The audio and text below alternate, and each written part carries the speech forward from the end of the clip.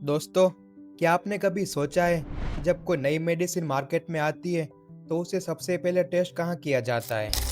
Labs में चूहों पर, ताकि अगर कोई नुकसान हो तो नुकसान को कम किया जा सके। लेकिन आज के इस डिजिटल एरा में सिलिकॉन वैली की टेक कंपनीज के लिए वो लैब कोई बिल्डिंग्स नहीं, बल्कि वो लैब है इंडिया। 140 करोड़ लोग, दुनिया का सबसे बड़ा इंटरनेट यूजर बेस और सबसे कमजोर डेटा लॉस। जब गूगल, मेटा या ओपन एआई को कोई ऐसा एक्सपेरिमेंट करना होता है जो अमेरिका या यूरोप में इलीगल है या रिस्की है, तो वो सीधा इंडिया आते हैं। हिस्ट्री खुद को रिपीट कर रही है। 1765 में ईस्ट इंडिया कंपनी ने बंगाल को अपनी पहली लैब बनाया था। आज 260 साल बाद फर्क सिर्फ इतना है कि इस बार लैब में केमिकल्स नहीं, बल्कि अल्गोरिदम, आपका डेटा और आपकी प्राइवेसी है। आज के इस वीडियो में हम 3 ऐसी ग्राउंड रियलिटीज देखेंगे जो प्रूव करती है कि इंडिया क्यों दुनिया का सबसे बड़ा एआई टेस्टिंग ग्राउंड बन गया है।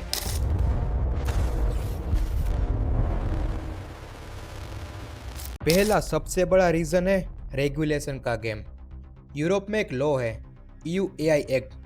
वहां अगर किसी कंपनी का एआई कोई गलती करता है तो उन पर ग्लोबल रेवेन्यू का 7% फाइन लगता है। इसीलिए मेटा और एप्पल अपने लेटेस्ट एआई फ्यूचर्स वहां लॉन्च करने से डरते हैं। लेकिन इंडिया की ग्राउंड रियलिटी क्या है? हमने 2023 में डीपीडीपी एक्ट यानी digital personal data protection rule पास तो किया, लेकिन इसके रूल्स अभी तक ड्राफ्ट स्टेज में है। हमारे डेटा प्रोटेक्शन बोर्ड का कहीं पता नहीं है। इसे कहते हैं रेगुलेशन आर्बिट्राज।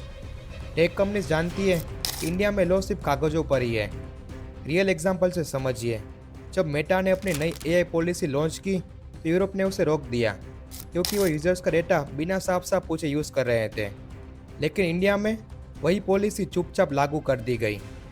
सच तो यह है कि इंडिया को जानबूझकर एक रेगुलेशन फ्री जोन बना दिया गया है, ताकि ये बड़ी बड़ी कंपनियां या आज़ादी से एक्सपेरिमेंट कर सके। अगर इनका एआई यहाँ गलत इन्फॉर्मेशन देता है या किसी की प्राइवेसी लीक करता है, तो उन्हें पता है कि यहाँ कोई उनसे सवाल पूछने वाला नहीं है।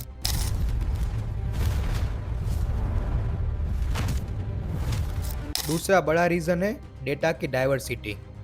एक एआई मॉडल को समझदार बनाने के लिए करोड़ों तरह का डेटा चाहिए। इंडिया में 22 से ज़्यादा लैंग्वेजेस है, हजारों एक्सेंट है और हर तरह का डेमोग्राफिक्स।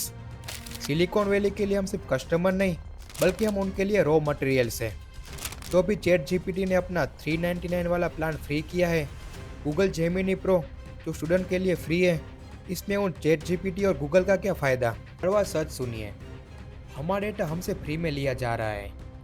आपको पता है गूगल असिस्टेंट की हिंदी कैसे सुधरी? एलेक्सा को इंडियन एक्सेंट किसने सिखाया? हमने।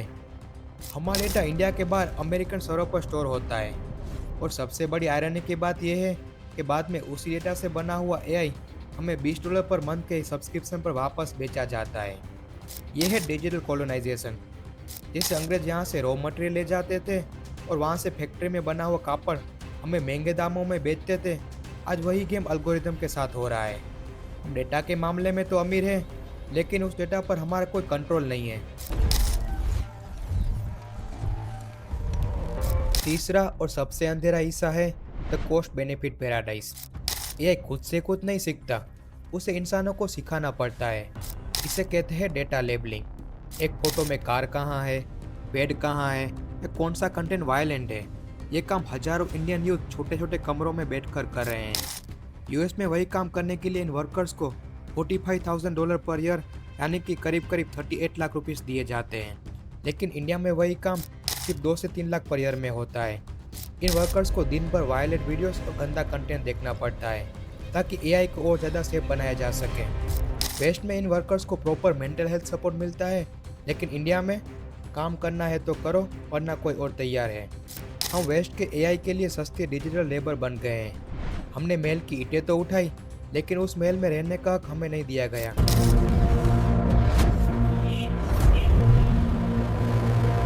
तो इस पूरी लैब का रिजल्ट क्या है? शॉर्ट टर्म में हमें फ्री में एआई टूल्स तो मिल रहे हैं, इनोवेशन बहुत तेज लग रहा है, लेकिन लॉन्ग टर्म में हमारी डिजिटल सोवेनिटी खत्म हो रही है। हम हमेशा कंज्यूमर बने रहेंगे, कभी भी क्रिएटर्स नहीं बन पाएंगे।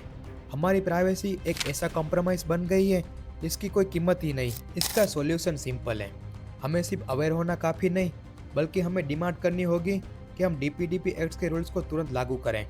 हमें अपने खुद के एआई इंफ्रास्ट्रक्चर जैसे कि जीपीयूस और चिप्स में इन्वेस्ट करना होगा। अगर हम आज भी नहीं जागे तो हम हमेशा के लिए इस लैब के अंदर सिर्फ एक सब्जेक्ट बनकर रह जाएंगे। याद रखिए, 1765 में हमारे पास चॉइस नहीं थी, लेकिन 2026 में हमारे पास चॉइस है। अगर आप ऐसे ही लॉजिकल वीडियोस और देखना चाहते हैं तो आप हमारे चैनल इजी पिन कोड को अभी के अभी सब्सक्राइब कर दीजिए। जय हिंद।